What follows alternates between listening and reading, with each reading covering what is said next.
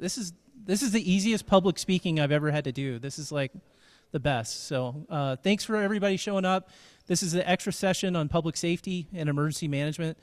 We have a great panel of experts, some from Tucson Airport and then some from Phoenix Sky Harbor.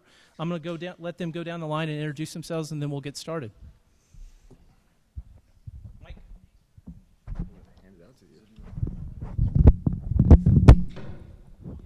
I just turned it off. I'm Captain Scott Bader with the Tucson Airport Police. My name is Mark Gomez. I'm the Director of Airside Operations at Tucson Airport. And good afternoon. My name is Chris Boswick. I'm with Tucson Airport Authority Airside Operations. Jesse Butler, Director of Communications and External Relations.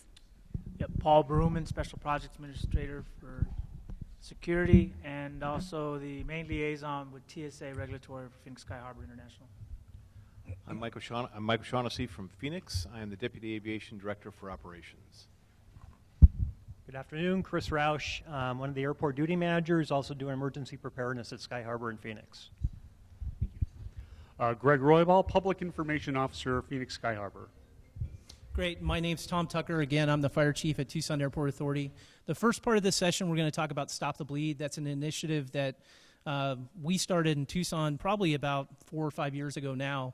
And then we worked closely with Chris's group and Phoenix Fire to make sure we got that program up in Phoenix. So I'd like to invite Chris to come up and kind of speak to the large hub airport that adopts Stop the Bleed, and then I can answer any questions on how a small to medium hub airport adopts Stop the Bleed. So without further ado, Chris. Thank you, Tom. Thanks, man. Good afternoon, everyone. So appreciate being here. Stop the Bleed has been something that it's taken us a while to get to, but I'm happy to say that at Sky Harbor we have initiated the Stop the Bleed program, and I was going to just go through a couple things. We're going to show a video at the end of the presentation to give you kind of a little bit of background as far as how we got to this point. So Dr. Sidney Vale is the chief trauma surgeon at Maricopa County Medical Center in Phoenix. And so he was always a part of our tabletop exercises. We would have a tabletop every month, and depending on what the topic was, Dr. Vale would show up, and he would like kind of drop the hint about, are you guys doing Stop the Bleed at Sky Harbor Airport? And we're kind of like, no, not really. What's it all about? So he would give us some information about it, and he gave us some contacts, some vendors that provided Stop the Bleed kits for various, not only airports, but like schools and malls and things like that. So they came in and presented us kind of an overview of kind of what it's all about. Once we saw it, we knew that we really needed to do something. I know that Tom was working with Captain Brian Snodgrass for Phoenix Fire along the way here as well, and providing him information. They were kind of talking about the program, right? And so Brian was very knowledgeable on what was going on, and he was part of the committee that we formed. So at Sky Harbor, the committee consisted of Brian, Burke Roberts from Phoenix Police, myself, and 2 folks from our safety committee, Ashley Pritchett and Roland Rivers. And we basically put together presentations for the executive team and for anybody that would listen on, the Stop the Bleed program. As we were kind of going forward, there were a couple things that the committee was doing. And I'm just going to kind of speak to my role, was really to reach out to the other airports to kind of find out, in addition to Tucson, because we know that Tucson was already putting together their program, we wanted to find out who had the program, who was using various types of vendors, that sort of thing. And so we kind of put together a questionnaire that I sent out to about 20 different airports of different sizes. I know we sent it to Los Angeles, we sent it to Fort Lauderdale, which, what happened at Fort Lauderdale, that was actually before that happened. But again, about 20 different airports to kind of get a feel for that. And we put it into a matrix to kind of show, again, our executive group that, these airports already have Stop the Bleed kits in their airports, or they're going to. And so an airport the size of Sky Harbor, we really felt that it was important that we really looked into it. Initially, they were very receptive to a lot of things, but I'm going to be kind of open and honest. There was one kind of a issue that kind of presented itself in Phoenix was that we were initially told that, you know what, it's important, but Stop the Bleed doesn't match with America's Friendliest Airport model. And we're kind of thinking, okay, well, you're not going to tell a bad guy that comes in with a gun, hey, we're America's Friendliest Airport. You can't do anything here. You know, we have an image to uphold. So we were actually asked to hold off, and it actually took about 2 more years before we were able to kind of get it going again. So luckily, we got it back to where it was, and we just moved forward. Actually, during that time we were kind of waiting, we were continually working with Tom. We were working with Dr. Vale. We were putting together our ducks so that when we officially got the approval, that we would have everything we needed to kind of get started. So we did that. Let's see here. All right. So let me just talk about our kits real quick. So we have 2 sizes of kits that we have. We've got a smaller kit that we have in the bottom of each of our AED boxes. So we have about 64 AEDs in all 3 terminals and the rental car center right now. And in those kits, we have 5 seal packs, and they're going to talk about it a little bit, so I'm not going to get into it. But there's basically 10 tourniquets in the small kits, okay? The larger kits, we have a large kit that we're in the process of placing at each checkpoint. The checkpoints, we know that could be a major spot of some type of major issue if that were to happen. And so the larger kits have 20 tourniquets in each location. All of the AED kits, as well as the new AED full-size kits at the checkpoints, are monitored by our command center. So if there's any type of deployment, we'll get an alarm, and we're going to be able to kind of understand what's going on with that. We had a budget for this. We had looked at a couple different vendors, all right, for our supplies. There are a lot of vendors out there, a lot of great vendors out there, and there's probably some here today. We just opted to kind of go in-house with the supplies that we already get from the firefighters. So the fire already has a group of folks that they already get supplies for, and so we have that, and we kind of do it in-house. We kind of packed everything together. We did all that. We put the little signs on the AED boxes. We did that all ourselves. We had a kind of a budget of around $70,000, and we've spent about $50,000 on the supplies. The supplies, we kind of went top of the line with what we could as far as, you know, shelf lives of 5 years, things like that. We didn't want to have to go and change things out every year, so we've got some good stuff, again, based off a recommendation from Tom and Dr. Vale. As far as training goes, we are in the process of trying to get a lot of folks trained. So all the firefighters, obviously, all the police officers are Harbor employees. We're talking to everybody, airlines, vendors, stakeholders, our partners, anybody that is going to be working at Sky Harbor that might have a role in a response, we're going to do that. We're also doing the video that you're going to watch here in a second. We're doing that, actually all employees are going to be seeing it at some point. When they go through the badging process, they will have the opportunity to see this video. So that at least everybody kind of has an understanding about Stop the Bleed. A lot of people don't quite understand what it's all about. So education is huge. We really need to continue that. And ideally what I'd like to do is we would like to have our frontline staff be able to go through like more of a full training module so that if they get into a situation and that situation has been, eventually everything is deemed safe, that they can respond, maybe before the fire guys get there or whatever, they can actually start helping out some of these victims. So we're working with Phoenix Fire and PD, as well as operations on making sure that we do that. Just a few challenges real quick is that again, the training is very important. We need to make sure that people understand that. And then the education. These kits are not boo-boo bags, as Brian Snodgrass calls them, right? They are to be used in mass casualty situations. We've unfortunately had one that was used. Somebody had a scratch on their leg, and someone took one out and opened it up and used it for that. So getting it out to everybody is very important, and again, that's the thing that we're going to be striving for, is to make sure that everybody understands how that works. So,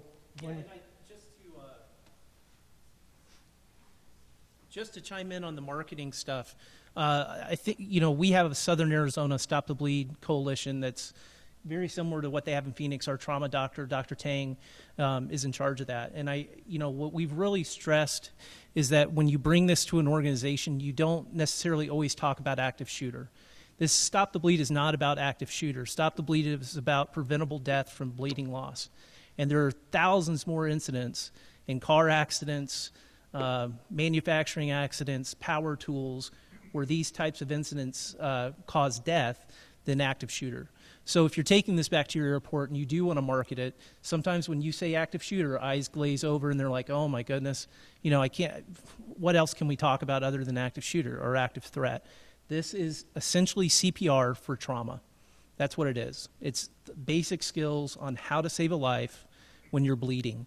It doesn't have to be active shooter. It could be a tornado. It could be a car accident. It could be anything. So on the marketing side, that's what I would take back to your organizations. We've been super blessed to have a command staff and all my bosses that bought off on this just absolutely immediately. And we did talk active shooter, but as I've gone throughout the community to talk about this, that's the biggest lesson that I've learned, is marketing this to your organization. So before we start the video, do you guys have any questions? Feel free. We got to send a mic. Jennifer's got a question. Okay. Sorry. At Tucson, do you have them deployed throughout the terminal as well? So, and with the AEDs? We do. And Okay. and there was, I know I went back and forth with Phoenix Fire on that, on whether placing them with the AEDs is, if that discourages people from wanting to use the AEDs or is going to confuse people. We haven't experienced any confusion. We've had a deployment for a trauma call this last year that was a gunshot wound to the leg. It didn't come out of the AED cabinet. It actually came from one of our law enforcement officers that used their individual first aid kit.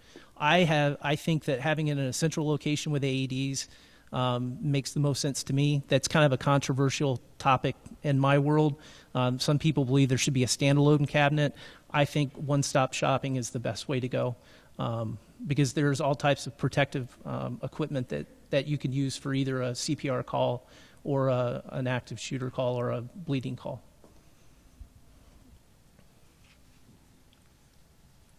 Okay, we're going to start the video.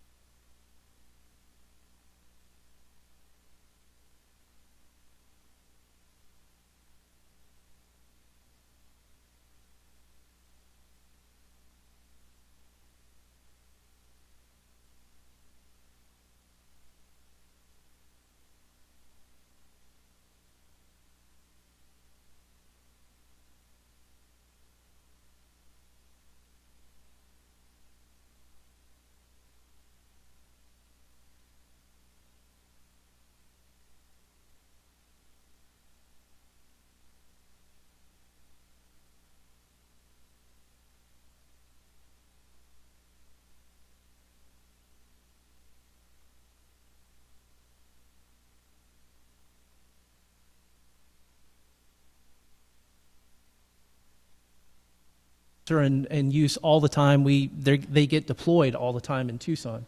You have a pressure dressing, which is just rolled gauze, and then you have hemostatic gauze, which is like Quick Clot. So you'll see that there was a training mannequin there with essentially like a puncture wound. That hemostatic gauze, what you do is you actually stuff that into the wound. This training is completely free. This came from as a result of the Hartford Consensus. We were lucky enough that our public safety director sitting behind me has an amazing relationship with one of the authors, who happened to be the Surgeon General of the United States as well, Dr. Richard Carmona. So he was a huge help in developing these skills for excessive bleeding.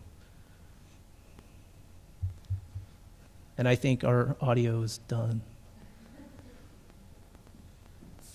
But those are the two kits. I believe the large kit's the one going to the checkpoints, and then the very small kit is what's in the AED cabinets. He's demonstrating right now how the hemostatic gauze is used. So you can see that you actually stuff the gauze into the wound.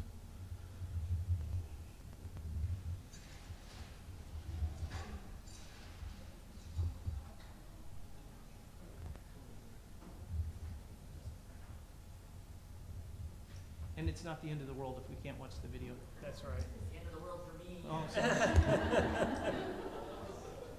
We weren't going to mention that yet, Cole. I know it's coming. It all worked like 15 minutes ago. You could actually go to YouTube and find this and watch it if you want to. We are on YouTube. Yeah, that's what it Yeah. is, yeah. So it's something. Gotcha. For the audio. Is that called Stop the Bleed on YouTube? Yes. And what I would tell you to go to is the bleedingcontrol.org. All the training is free. If you have firefighters or first responders that want to teach us back at your airport, completely free. There's no auditing of the certificates like there is for American Heart Association, like if you're teaching CPR. The whole goal of bleedingcontrol.org is to get this out and make immediate responders. That's what we're trying to do, is to fill that gap between point of wounding, calling 911, and the first responder being there. And with those basic skills, CPR and AED, and bleeding control, we will be able to save a lot of lives. We save numerous lives a year from our law enforcement officers who grab AEDs before we get on scene. And we actually had the fire department guys say, I don't believe that person was in code arrest. They were in full code arrest. We show up, and they're talking to us, so it's hard to believe. With this, that's the application of a tourniquet. Uncontrolled bleeding is, like I said, the third leading cause, I believe, of preventable death. And a majority of that is not gunshot wounds. That is car accidents. So we have numerous stories in town where tourniquets were applied and they saved lives. And the kits are relatively inexpensive. You can find a kit, reputable kit, for $30 to $50. You have to be very cautious when you buy tourniquets because there are a lot of fake tourniquets. If you go online and see that you can buy a tourniquet for $1.50 or $2, it doesn't exist. That's a fabricated tourniquet. So make sure you buy them from a reputable vendor. Any other questions? I'll stop the bleed. Now it's working. Yeah, there.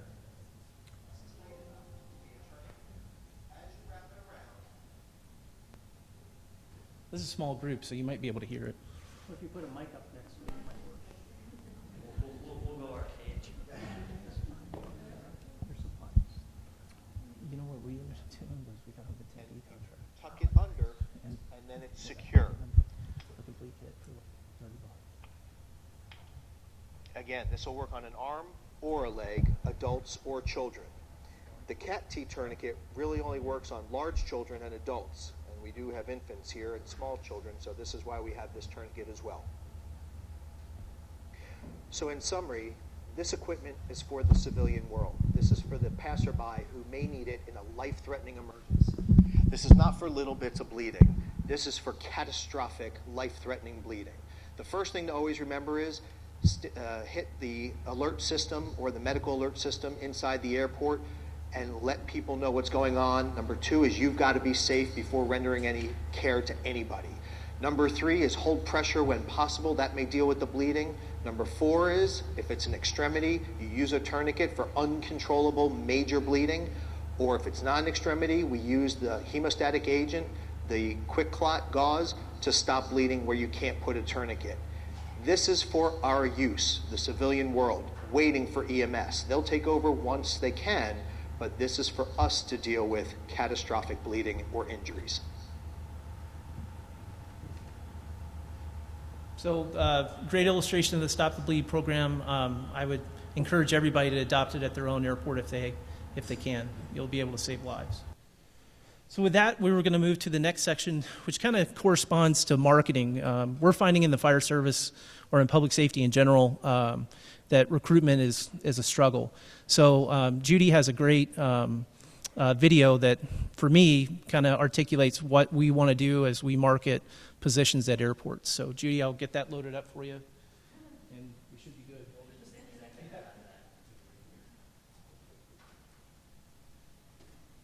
It's a video, so I'm so glad the other one went ahead so they could, because that's my whole thing.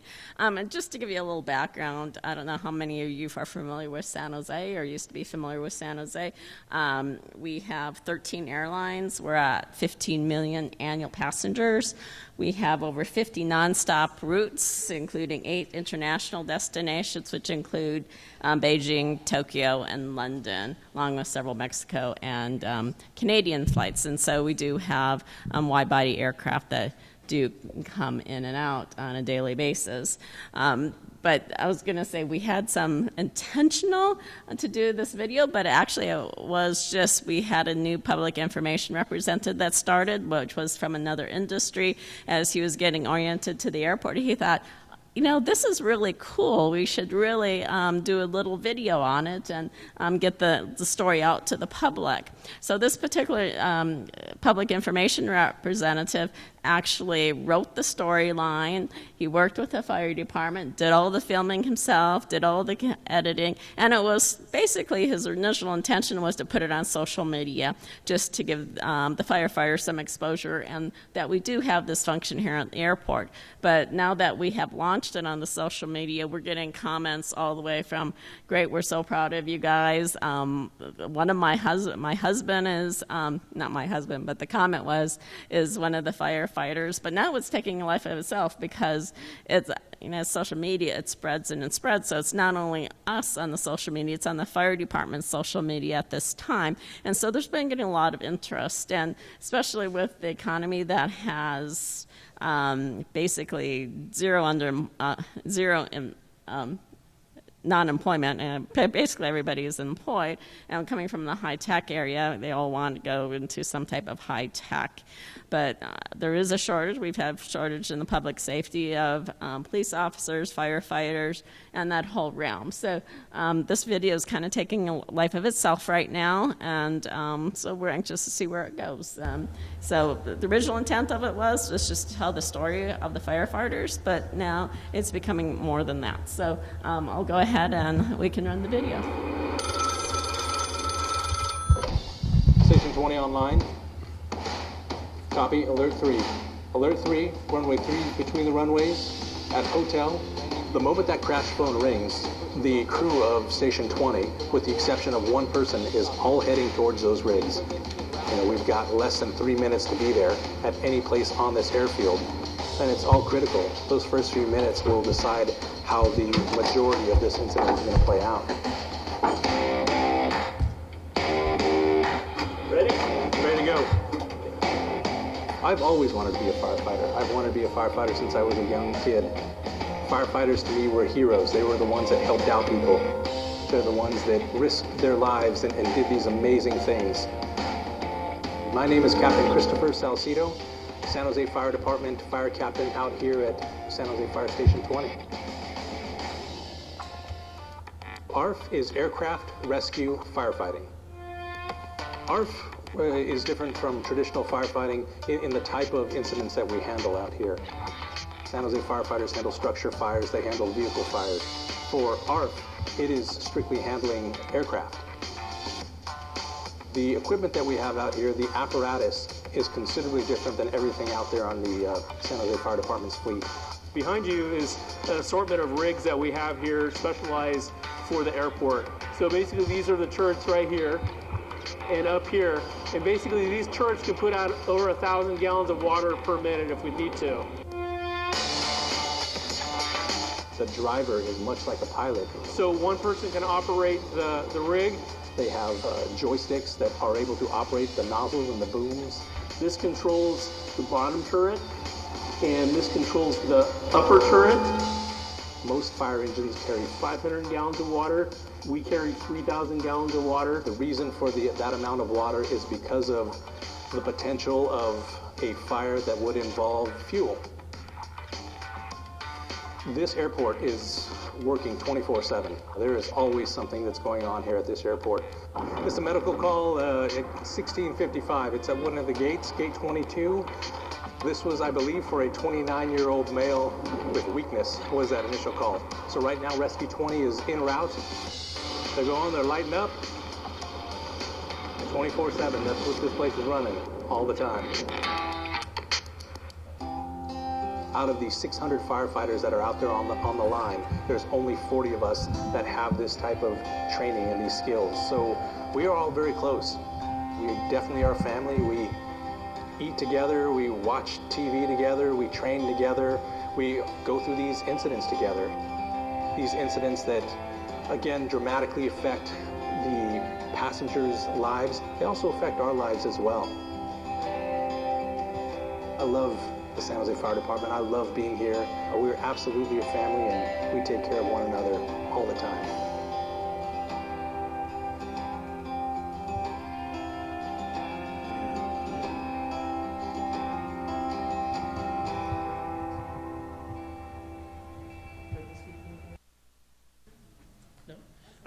That's, you know, in the world that I live in recruitment and retention, that is a great marketing tool, and that's something I definitely want to look into.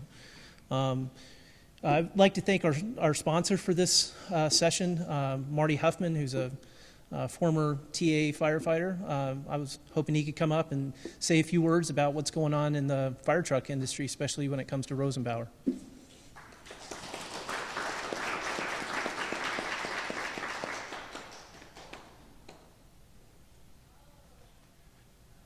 Good afternoon, folks. First off, I just want to say what an honor it is for me to be here with some of the people that I worked with for over 20 years at Tucson Airport Authority.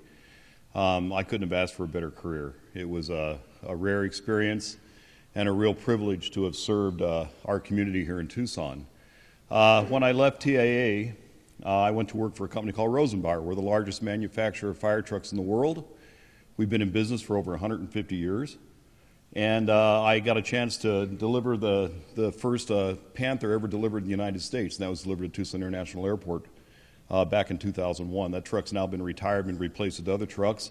Currently, right now, Tucson has on order one of our Airwolf C3s, which is a small rapid response truck built on an F550 chassis, and a really nice all-around vehicle for running around the airport for command vehicles and that sort of thing. One of the nice things about it is they can keep some of the wear and tear off their larger vehicles because this is a small, quick response fire truck. If you're pounding around on the airport and something goes sideways in front of you, you have the ability to pull right in and at least make a knockdown and wait for the big trucks you just saw in this great video show up. A couple of things I thought, rather than stand up here and give you a big spiel about how great we are and yada, yada, yada, I'd tell you a few things that are coming up in the industry I think are really important. I'm a former member of the NFPA 414 committee. We're the committee that writes all the rules for airport rescue firefighting vehicles. And I can tell you that some of the upcoming things that are things that airports are going to need to start looking at mainly revolves around the issue with PFAS and foam. AFFF has become a huge deal out in the industry. And of course, all of the manufacturers, myself, Oshkosh, E1, all of the major manufacturers are attempting to respond to that. And one of the things that we're doing is we're incorporating new foam systems into our trucks that allow you to do onboard testing on the truck so that you're not discharging foam on the ground any longer, but you still have an accurate reading that satisfies the FAA's requirements for testing your systems to make sure that in the event of a real incident, and you do have to discharge AFFF, that you're able to do that with with a reasonable amount of certainty that the system is going to work the way it was designed. The other things that are coming up in the industry right now is certainly it's something that's in the structural world right now in municipal fire departments is what we call clean cab concept. We're finding out that firefighter protective clothing, the tools that we use when we're on the scene, the chemicals that we're involved with when we're working out in the field are becoming problems in the cabs of our engines and now with the crash trucks. And so all of the manufacturers right now are actively working on what is called clean cab technology, which allows us to keep the cabs uncontaminated. We just introduced a new truck this year at our dealers meeting through Rosenbauer that actually stores the firefighter protective clothing outside the vehicle in its own sealed compartment. So, and then most fire departments, I'm sure Tom's guys have all got an extra set of turnouts so that when they're at an incident and they're exposed to a contaminant, those turnouts are then in turn taken off, they're bagged, they're sealed up, and then they're taken out to be extraction clean so that they're ready to go back in service, and they place their other set of turnouts in service. And so we started incorporating that, and it's not yet quite reached the ARF world, but I can tell you that it's coming, and it's something that all of the manufacturers are looking at. Another really, really cool thing that's happening in the firefighting industry right now is the electric fire truck. And I don't know how many of you have heard about electric fire trucks, and I don't know if anybody here is from Los Angeles International Airport or LAFD, but they're looking right now actively with Rosenbauer to put an all-electric fire truck into service. We actually have 10 of them right now that are in service in Berlin, Germany, as a test program, part of a project that we did, we called the evolutionary fire truck concept. And so that's another thing that I think you're going to start seeing come down the pike here pretty soon. We're even looking at it in the ARF world. I think the biggest holdback that we have right now is the acceleration requirements that ARF vehicles have. Because they have to get out of the fire station and get on the scene very quickly, some of the electromotive technology that's involved in these systems right now is not quite up to the level that we need to have them. Tesla has kind of danced around it a little bit with their large semi-type truck, that's made all-electric type truck, but it does not have the takeoff required that we need to have in the ARF trucks. So we're working on that. I know that my competitors are working on it, and I think that's something in the next few years you're also going to see as well. So those are just a few of the little things that are happening in the ARF industry right now, and I can tell you, in the case of the ARF trucks that we're currently producing, we're approaching space age technology. I mean, the new Panther that Rosenbauer sells is basically a glass cockpit, and we do a lot of graphical displays. If anybody's ever been around some of the aircraft, I know over at Tucson, we have the Bombardier plant and the Global Express, and a lot of the cockpit displays that we have in the Panther remind me of the displays in the Global Express because it's graphical. They can see where things are going and what valves are working and stuff. And for young people, I'm kind of old school. Give me a set of analog gauges and pressure gauges and I'm a happy guy. But younger firefighters these days are very in tune with that sort of thing. And so we've begun incorporating that sort of thing into the fire trucks as well. And I can tell you that the new Panther that we just got done developing at Rosenbauer is a very, very highly sophisticated vehicle. And I can say the same for my competitors as well. The fire trucks are all gaining a level of service. I think you saw some of that in the videotape just a second ago. Joystick controls and the high-reach extendable turrets and all the other things that we're doing to help airports. And believe me, I've learned this since I left the airport and became a vendor and became working with all of these airport executives that I work with all the time. It's about money, and we can't afford. I mean, I'll tell you a quick story. I have a friend of mine that runs the Montrose Airport up in Colorado. And he's an Index B airport. He's a pretty proactive guy. He really believes in his emergency services. He actually staffs his station. But if we were to put the level of people in an airport that the public thinks is supposed to be on an airfield, the airport couldn't afford it. They would go broke because they'd spend all their money on the budget. So the manufacturers have tried over the years, and we've been very successful at it, in developing tools that allow these ARF firefighters to do their jobs efficiently with the lower level of manpower, knowing that the help's coming later on. And there's guys from PCSO and Tucson Fire and everywhere else here that come in to help later on. But we try to make the vehicles in a way that allow these guys to get out there and one man operating a fire truck to be able to operate the entire system on the vehicle and do it without a whole lot of thinking. so that he can keep his eyes outside the truck looking at what he needs to look at in order to put a fire out and contain that fire so that we can evacuate people off the aircraft. And that's been the goal of every one of us that are in the ARF industry and the manufacturing industry. So that's kind of what's going on in the ARF world, and I appreciate the chance to be here, and I appreciate the chance to sponsor the event. And my thanks to my brother Tom Tucker. I'll bust his chops a little bit and say I raised him up as a pup, and now he's done well and he's become a chief, and I think that's just a wonderful thing. And I've got John back in the back. John and I go back so far that I don't even want to talk about it. I know where all the bodies are buried, buddy, just let me tell you. So thanks a lot. Appreciate being here.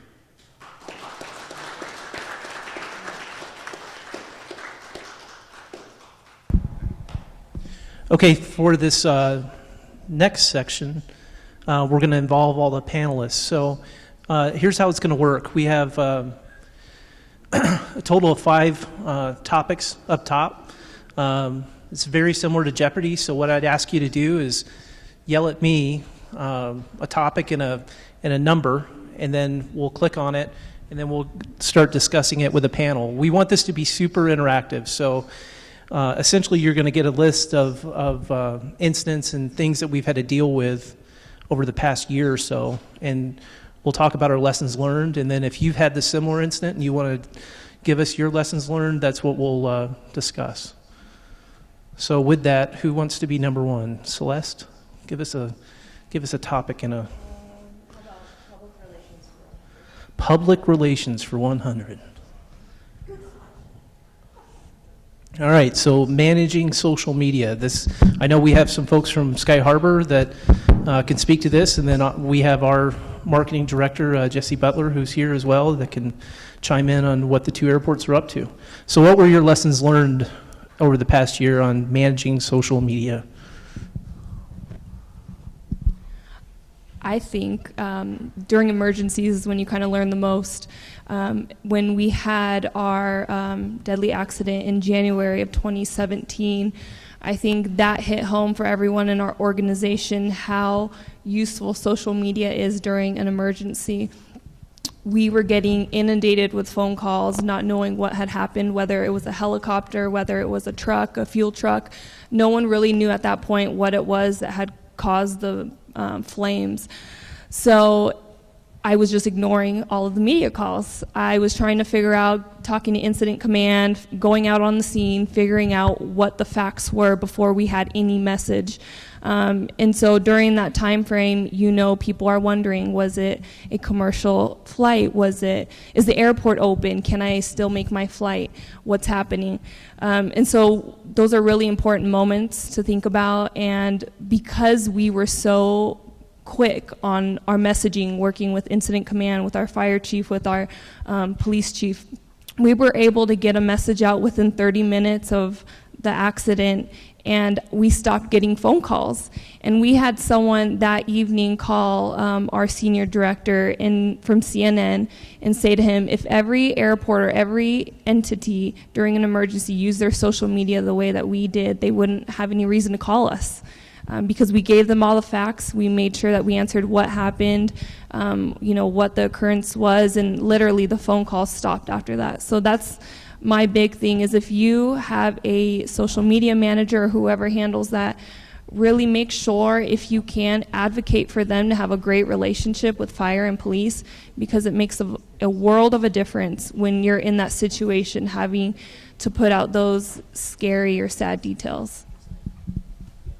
I think it might be a misnomer to say we're managing social media. We're managing our media response. And this is across the board, whether it's social media, conventional broadcast media, or just members of the public. The first thing we're going to do, typically in any emergency, is make contact with our counterparts, our PIO colleagues in the other agencies we're working with the airlines that are affected, with the fire or police as required, or the other federal agencies, TSA, CBP, whoever it may be, FAA, and get on the same sheet of paper, because there's a saying in public information, stay in your lane, and that's it's quite true. We don't speak about the airline's equipment or passengers. We speak about airport operations. And getting the message across to our audience, getting that unity of message, as they say in NIMS. It requires a certain amount of coordination, but it's important that people do get the information that they're asking for on social media, because a lot of our broadcast media also follow us. In fact, we encourage them to follow us on Twitter, because in an emergency, that's typically the first avenue of communication for us. And it's going to be from all media as well as the public asking, why is nothing happening? Why, I heard there was a shutdown. I heard the airport was closed. And it's going to be across the board, and making sure that we know what the actual accurate response is, so that we can tell and rectify the message, as it were, is probably the chief, the chief responsibility of us, of public information in an emergency response. All right, great. We'll go to the next topic. Somebody give me a topic. There you go, TSA 300.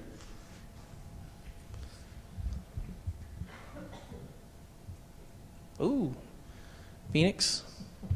You had a couple alarms at the checkpoint, I believe, and some evacuations over the year? Well, the most recent one, we had an incident where a passenger, I just step back a little bit. Well, TSO has a suspicious item, turns out to be a computer. They take the computer, and the TSSE is called, and he looks at the image, and then at that point makes a decision that we need to evacuate the checkpoint. And this one was a small evacuation. I've been at Sky Harbor now for about 17 months, and I've gone through 3 major incidents in that time period. This one closed down 1 checkpoint, and so for us at T4, though, that's a major checkpoint, the American Airlines checkpoint. And so you had a suspicious image, and then it was escalated because we had an uncooperative passenger. So the escalation just went even higher.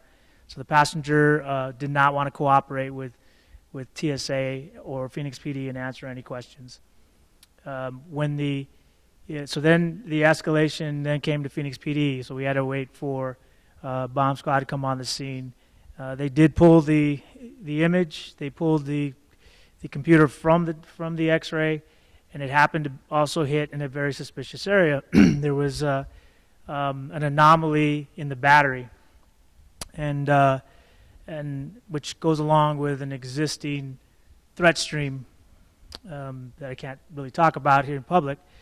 So they just continue to escalate, and then again, when they approached the passenger, she continued to refuse to cooperate, and in the end, they had to actually just they de-escalated because the ETDs didn't hit, and then we had another handheld X-ray, and so they pulled the. All right. Does anybody have any questions about Phoenix's alarms and evacuations this year? If not, we'll press on to the next topic.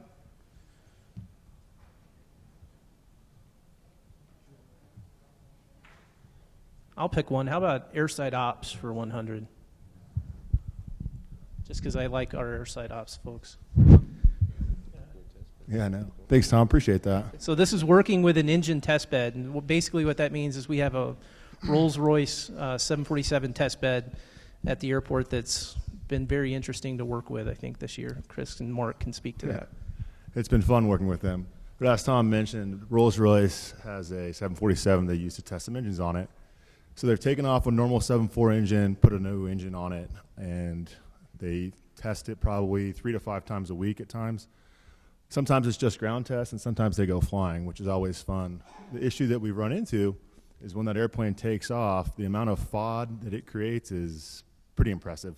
We have some videos floating around we may have to share with you guys, but it's a big dust cloud that pops up. They'll blow over signs, they'll blow over lights. A while back, we had some pavement that wasn't in the best shape. Rolls-Royce helped us out with the demo on that, and they flipped over mattress-sized pieces of asphalt. It's since been replaced. So we try to figure out how we're going to support Rolls-Royce. They're a big tenant of our airport. We want to support them and support the research that they do. We also don't want to impact the operations of the airport. So if you know Tucson, we've got 2 parallel runways. One's our commercial runway, one's a GA runway, and then we have a crosswind runway. When Rolls-Royce took off, this most current test cycle, when they started taking off, we'd lose our commercial runway for 90 minutes. That doesn't work well for us, especially if the winds don't allow us to switch over to the crosswind. So we had to figure out some procedures to put in place to bring that time down, whether that's bringing more sweepers out there, whether that's trying to remove some FOD before it gets blown on the runway. And we've gotten that time down from 90 minutes now to about 15 minutes, so we're pretty proud of that. But it's been a working event with not just the airport authority sweepers, but also Air National Guard sweepers. Because if you know, also in Tucson, we've got many F-16s that like to go fly. Since they're not Navy jets, they kind of have small fuel tanks, so they get really crabby when they can't land and the runway's closed. So they've been a good help with that, and we've really, like I said, worked to do things operationally to lessen the impact. We also have worked with our engineering department to increase our shoulders or our erosion control areas another 25 feet, so hopefully, again, cut down that amount of FOD, because Rolls-Royce isn't going anywhere. The testing business is good, and we like that, but it's definitely impact us on the operational side. So you want, Danette?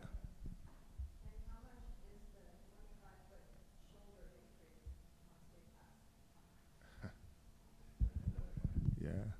Danette, I believe it's over $1 million for that erosion control being added back on. 1.2, I think, to be exact.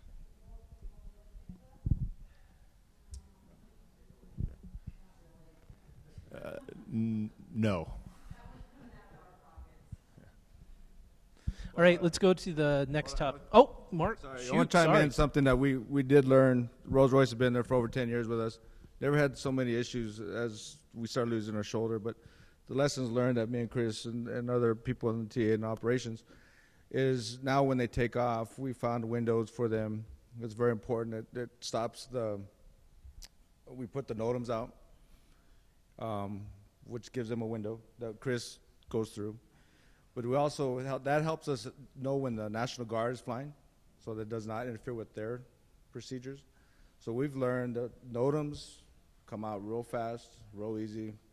It helps the tower know when they're flying, airlines, everything else. But we did learn that this year after all these years of them flying, so it made it easier for us. So down in Yuma, we've got such a diverse group of aircraft. So when we've got engine test beds that are there with the 747 and our FOD-sensitive aircraft like the Harriers or the Joint Strike Fighters, we end up having to do what we work with the different engine manufacturers and we make them do modified takeoffs. And so sometimes that's an alternative too, especially if you don't have the stabilization on the outboards or unless you have to shut down your runways and taxiways to go and sweep them, and that usually takes somewhere between 4 hours depending on the aircraft. So it's either $1 million loss on an engine FODing, depending on what it is, or you can make them do modified takeoff. So that's kind of some of the things we've done on the air op side of the house, if it's advisable, right, depending on their loads. Yeah, I appreciate that. We've explored reduced thrust takeoff with them, and it's worked pretty well. We've also asked them to use a different runway, different end of the runway. It's got less taxiways on it, so there's less areas that need to be cleaned up. That's definitely helped. But as you probably know, certain test cycles, they have to take certain runways because they have to take off and stay under 5,000 feet and don't want to overfly the city. So, but again, working with all those entities, it's been fun. It's been a challenge, but I think we're on the good side of that now. Thanks for the input.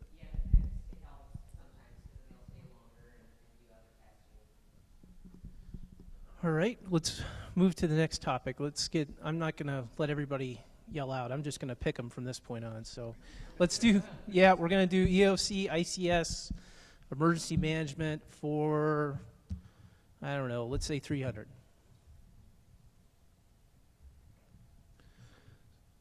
So I know that there were some folks from Phoenix that want to kind of speak to unified command communications between obviously the command post and the airport emergency operations center. Yeah, thanks. We've had an ongoing issue where when we roll the unified command vehicle or the unified command gets placed wherever it is, we can have a little bit of a dilemma making sure that the communication comes back to the EOC in an effective manner. So one thing that we've started to institute is actually having a communicator or a liaison. It's hard to do it in the vehicle. It's easy to do it if we have our UC located somewhere in the terminal. But if it's in the vehicle, we have to pull up another vehicle, and that person has to pay attention to what the command vehicle is saying so that they can pass on the information to the EOC. Right now, the Unified Command is trying to manage the incident, and then we in the EOC are trying to support and give them the things that they need. But the UC has a hard time getting us that information. So we're finding that liaison position really does make a big difference. We had a pretty large fuel spill 3-4 months ago, and we positioned that person in 2 vehicles, so the Unified Command vehicle and then a communications vehicle right next door, and they did a great job of keeping us aware. We could provide more support, more supplies, more people, whatever they needed to control the situation. So I don't know if that's anything anybody else has run across, that UC, EOC. Our activations have gone pretty far down at this point, but when we do activate, that communication link has been a real issue for us. Just interested to know if anybody else has experienced that. I think on our side, our incident command, the communication breakdown was the fact that we maybe didn't know the proper steps to get a hold of our EOC at a certain time. Our EOC is very hands-off in terms of bothering, or not bother, that's a terrible word. God, I'm a firefighter.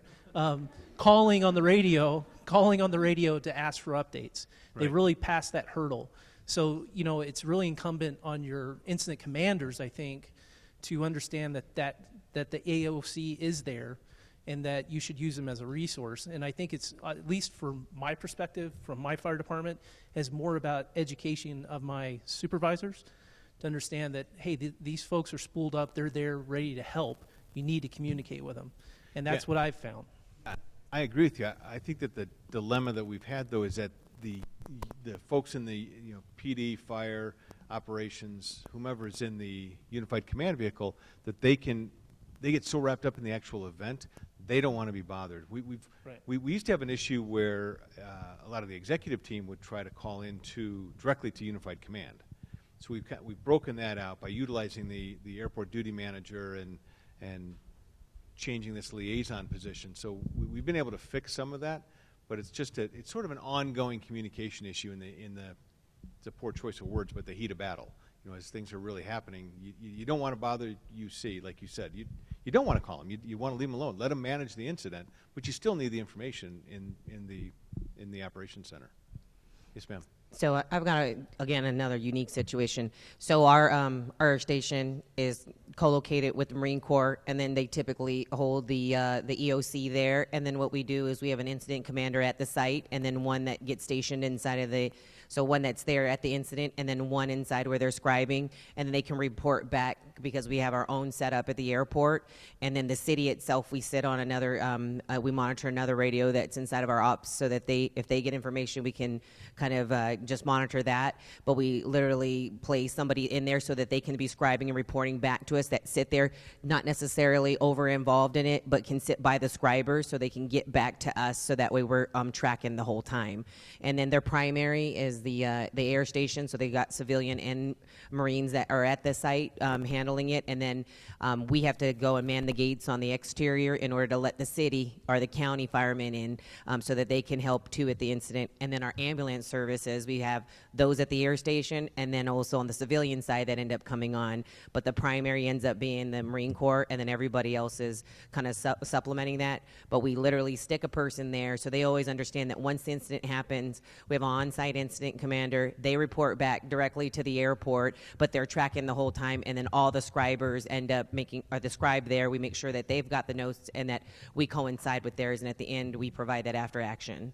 I mean, it's literally, and it's so many working pieces and parts. It gets crazy. Yeah, that's a lot more complex. The NIMS protocol tries to, or the ICS protocol tries to keep it as simplistic as possible, but you've got so many extra variables. And they have a system internally in the Marine Corps where they're doing that. So it is very similar to the NIMS portion of it. But for us, we just make sure, because of the way they have their sensitivity and information, that we know what's going on, so that when the public side of the house starts to come to us, a lot of it, they utilize our facilities so that they can go and station them based on our emergency response. So they utilize the civilian side heavily when that incident happens.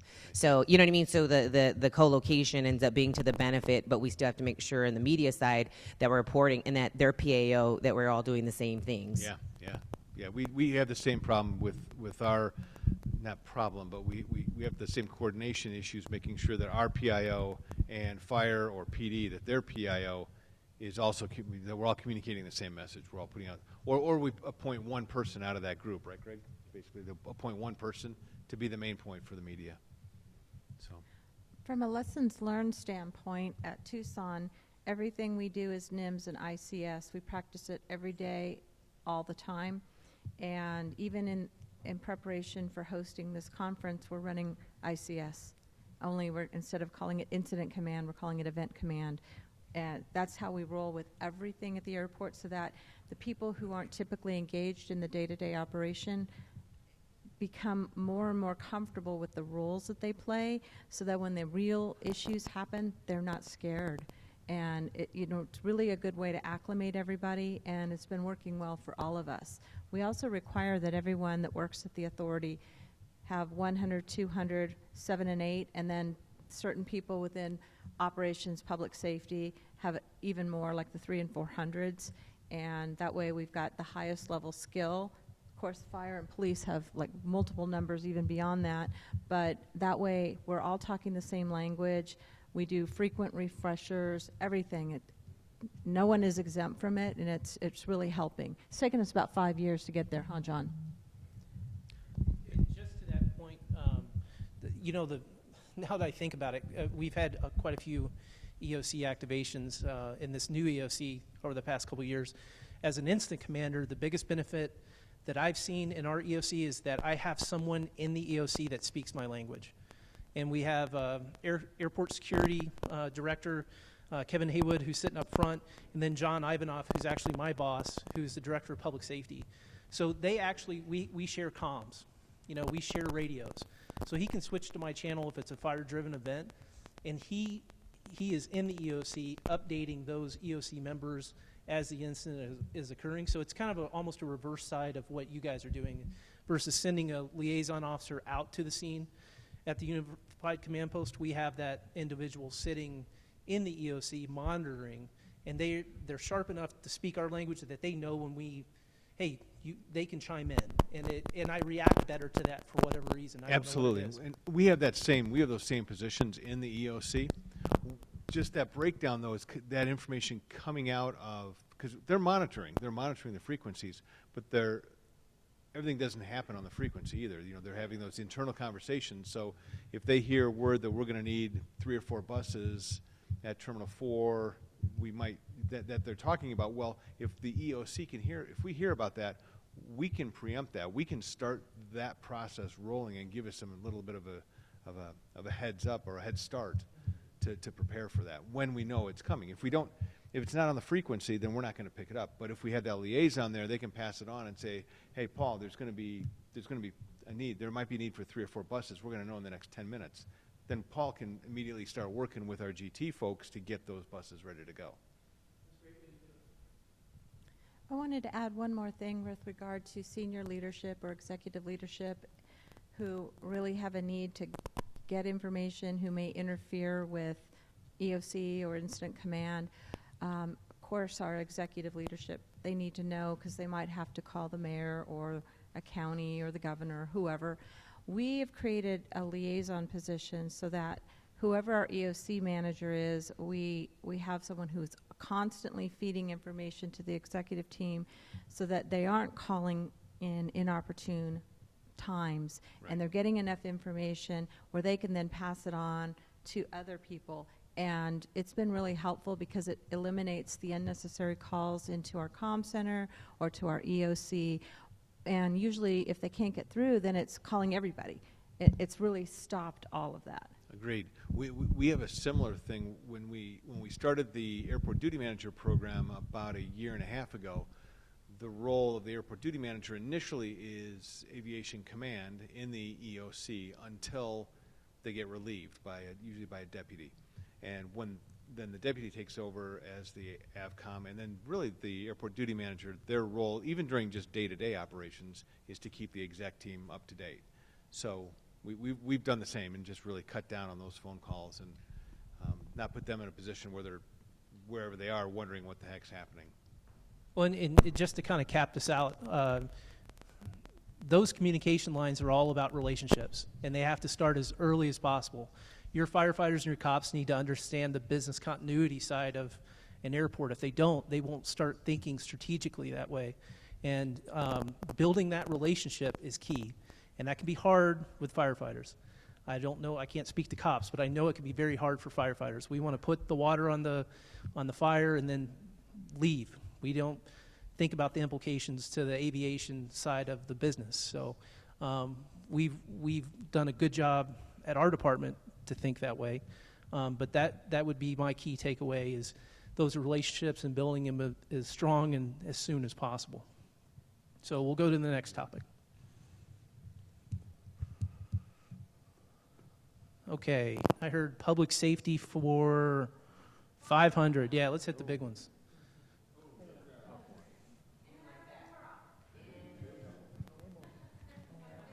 Oh, go figure. I wonder how I picked that one. I knew that Scott was just sitting there so excited. I was actually quite enjoying everybody else speak. There you go. So thanks for throwing me under the bus. So this is Scott Bader, captain of our police department, and he's got some amazing stories to talk about his K-9 teams and what they're doing. And as soon as we're done here, we're actually going to do a demonstration with them. So, yeah, it's going to be great. Well, maybe.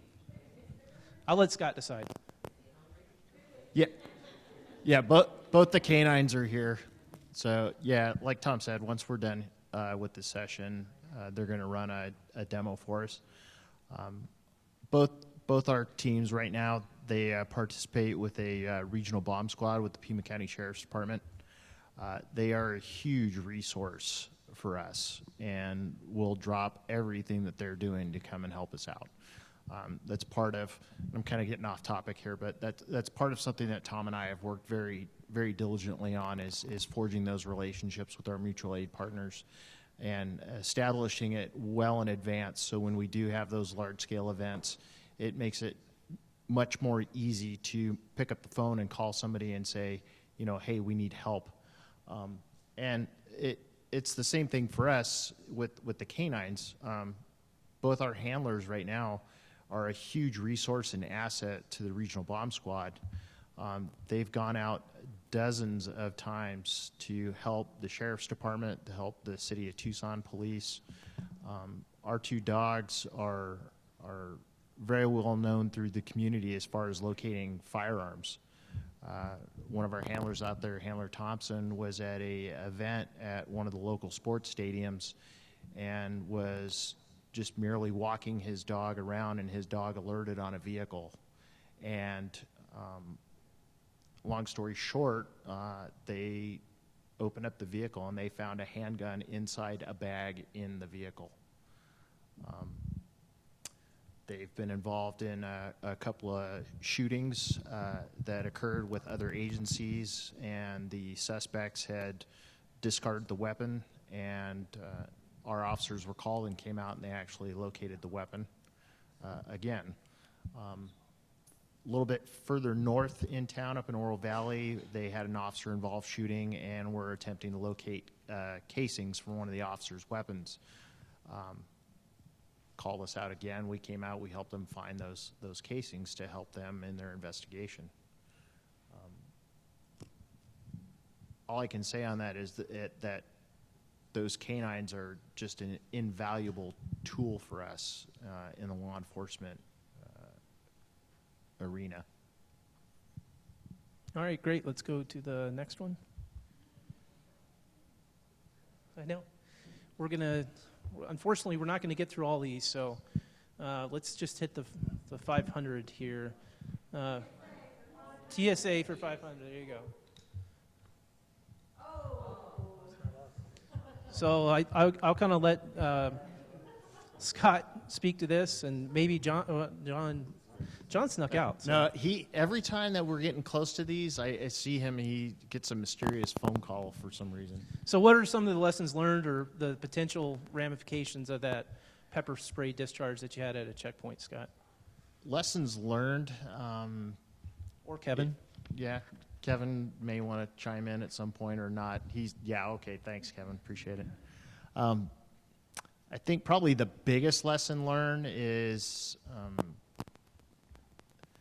having TSA put their items that are in their donation bins away when the checkpoint is closed.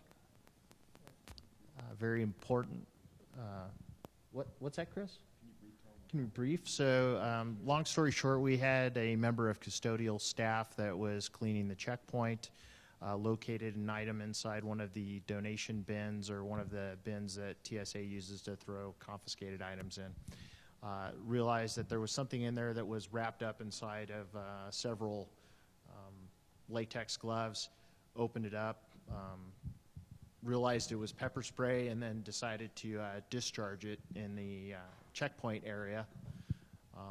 Fortunately for us on our side with the investigation, everything was caught on video, so there was no deniability in the situation. But it had kind of contaminated the area, and it lingered there long enough to when TSA came in, probably an hour or so later, to open up. Some of their folks actually were having a hard time breathing because that had happened.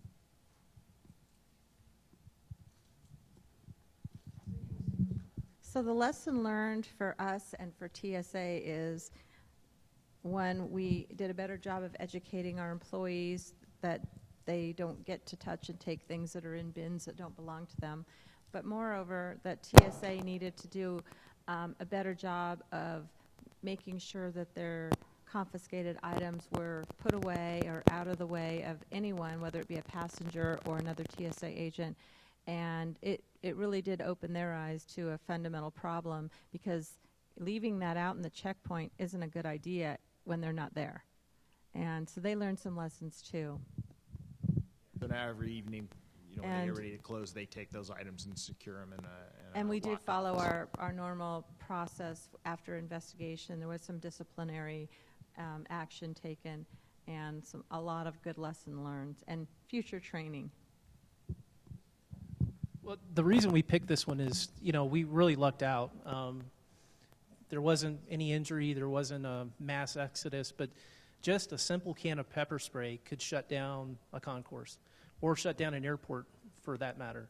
As an incident commander rolling up to this, and I have people coming out screaming with watery eyes and red faces, I don't know what has been put on them. So what am I going to do as a firefighter? I'm probably going to start to isolate and evacuate and shut down that whole area and get guys in hazmat suits to go in and take samples, and it was a simple pepper spray. But it's an unknown. So a simple can of pepper spray, I think the whole point of this is just to, you guys all know that something that simple could cause a huge, huge incident for your airport. Can I just mention, Yeah. It's not just limited to that. So our new T3 renovation, one of the TI, one of our tenant improvement contractors used a chemical as part of the construction, and it did impact, we had some TSOs complain. So, it goes beyond just what you might confiscate at the checkpoint, because our TSA is pretty good about securing those items and communicating with us. Yeah, you got to be aware of everything else that's going on in the area, because we had some issues with one of our tenant improvement projects with some residual vapors from a product they were using. Turned out not to be a big issue, but potentially could have been, and we had some TSOs complain, and it reduced the number of screeners for a short time. So you got to keep that in mind, period, when it comes to any kind of operations around the checkpoint. Yeah, and we're going to close out this session because I want to give you guys plenty of time to look at the static displays and the discharge. But to add on to this, we've had a rash of lithium-ion battery fires in the concourses. I don't know if you guys have experienced that, but we had a drone convention that showed up, and the guy literally was charging his drone battery, about 10 of them, caught fire in the middle of the concourse. We had another drone fire maybe a month before that, but it's kind of goes to the pepper spray. If you're seeing incidents through my eyes, if I show up and I see a bag smoking, and that's literally what we showed up to, it was a very simple incident. It was a small lithium-ion battery fire that had thermal runoff, but in an airport, everything's different. A bag smoking at a checkpoint might cause a very different reaction than if it's at the Circle K at Valencia and Country Club. So those are the types of things we're seeing. The pepper spray incident, the lithium-ion batteries, it's amazing how much we're seeing that. And those are being transported, through the checkpoint. They're charging them post-checkpoint, and then they're catching on fire. So, obviously we're going to be around and pick our brains as we go through the static displays, but there's more topics, but I'd like to get you guys out there and have a chance to meet some of our officers and some of our firefighters. So what we're going to do is we'll take a short break. We'll get, if you want to just mass up kind of in the center area right here, the canines are going to do a display, finding something, whatever cops find. And then I brought a disaster trailer here that we actually bought, or that we actually built, I'm sorry. So this disaster trailer was not commercially available. We did it on a budget. It was built by the firefighters through materials that were available. So if you are a small agency or a small airport and you need something like that, it can be done. If you go up and look for a disaster trailer, you're looking at anywhere from $500 to $1 million.